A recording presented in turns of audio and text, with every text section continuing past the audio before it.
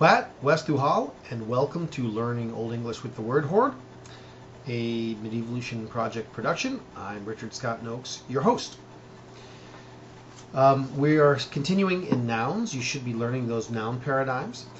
My own students, I had them reproduce the demonstrative pronoun paradigms from memory without any use of their magic sheets for the first time this week, and those are tables 5.4 and 5.5 in Peter Baker.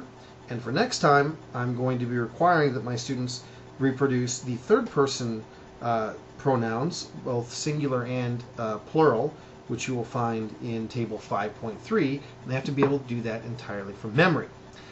However, today, let's get straight to the translation. Finally, we're working on translation. That's what you got into learning Old English to do.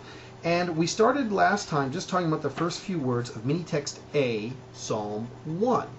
Now, I'm just going to give you a few pointers for translation, and I'm just going to keep my remarks confined to verse 1, which you'll find both above and below this video right now.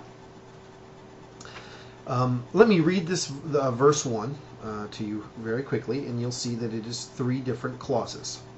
Eadi bi sewer the negath on yetheat unretwisra on thamwea ne stint sinfura ne onhera wol beerndum setle nesit. Okay, a little bit of advice here. First of all, you're going to see this when you in the first clause you see Eadi bith sewer, which is blessed is the man, which we translated last time.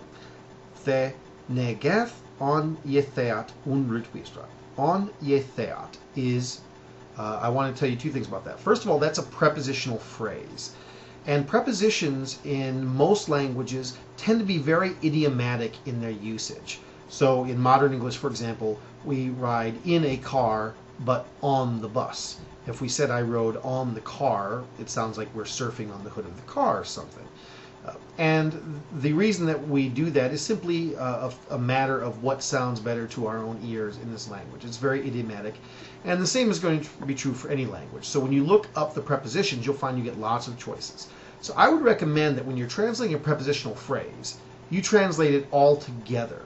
So we'll take that on, or that on there, which could be on or in or a couple of other things. We'll put that in abeyance until we translate the other word and think, okay, how would this sound to our ears?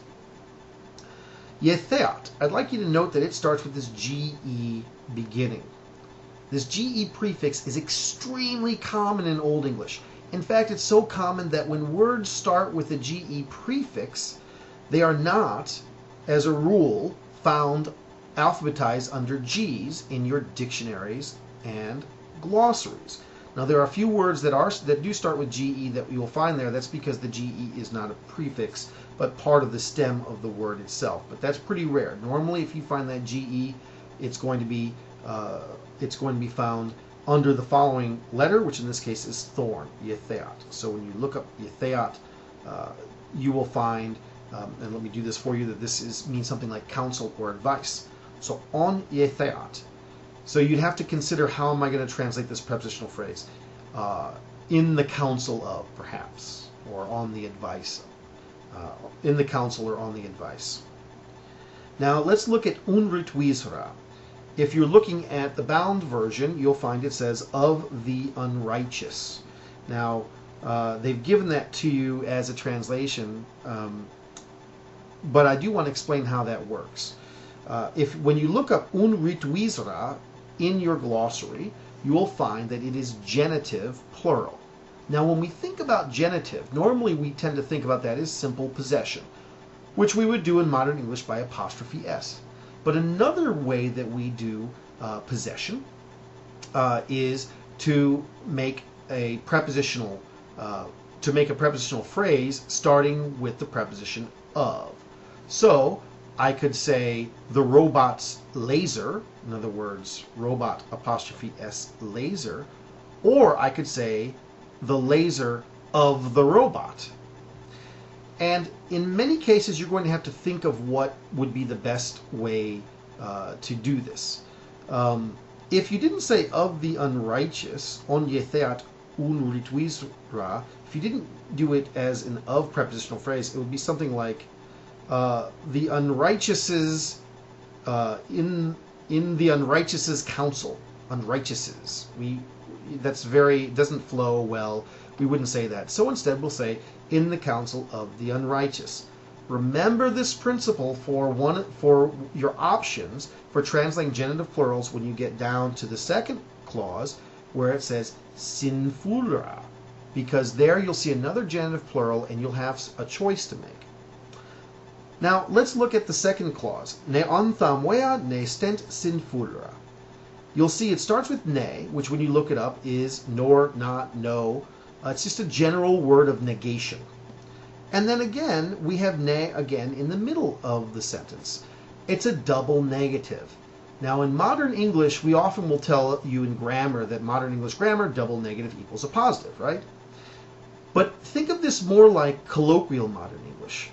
If I say to someone, did you see him pass by? And he says, I didn't see nobody. I don't count the negatives and say, oh, he saw him. I think, well, he didn't see nobody means he's saying, I really, really didn't see him. And the same is true in Old English. Old English double negative does not mean positive. It's just very negative. So you're going to maybe have a little choice in this second clause. And again, when you get to the third clause here, you'll see it has another double negative of where to place the negative when you're translating it into modern English. Because probably to make it sound right in modern English, you're going to have to get rid of one of those double negatives to make it a single negative so that your modern English reader isn't trying to figure out, is this positive or is this negative? Also, I'd like to point out in the second clause, sinfulra, okay, should be connected to the noun wea, not to the verb stent. Remember, word order is more flexible in Old English than it is in modern English. So remember that you will probably have to either move the verb stent or move sinfulra to make it make some kind of sense in modern English. Otherwise, it'll sound a little bit like Yoda talking. And also the same is true in the third part of this clause. Ne onheora olberndum setle ne sit. Again, we have a double negative, which you need to think about, and you need to think about where should I put the verb in this. Okay, I think I've given you enough clues to help you proceed along as you translate this. Try to finish all 6 verses of this. Do your best. Now, if you start to feel frustrated because you're looking up words an awful lot, just remember 5 weeks ago, even with the magic sheet and glossary, you could not have translated this. Now, using those tools, you can translate. And by the end of the semester, a passage like this will seem like child's play. So before we go, let me just read to you your vocabulary for next time, which is verbs 2. Sechan, to seek. Fenchan, to think. Smeayan, to ponder. Haban, to have or to hold. Liban, to live. Sejan, to say or to tell. And please note that CG is pronounced like DG in modern English, Sejan. Hujan, again, DG. Hujan, to think or to intend. Ritan, to write. Cheosan, to choose. Lukan, to lock. Singan, to sing. Weorfan, to turn, to change, or to go. And even though that seems like a lot of choices, Weorfan comes up a lot as a verb. They use it very frequently in Old English. And stellan, which is to steal.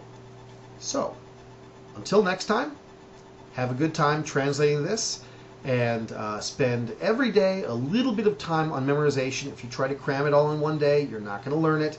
Spend maybe 10 minutes a day on memorizing these paradigms, and you'll learn them much faster. It'll be much less painful, and learning the paradigms, learning this vocabulary will help you translate much quicker, and you'll enjoy it more. I'll see you next time.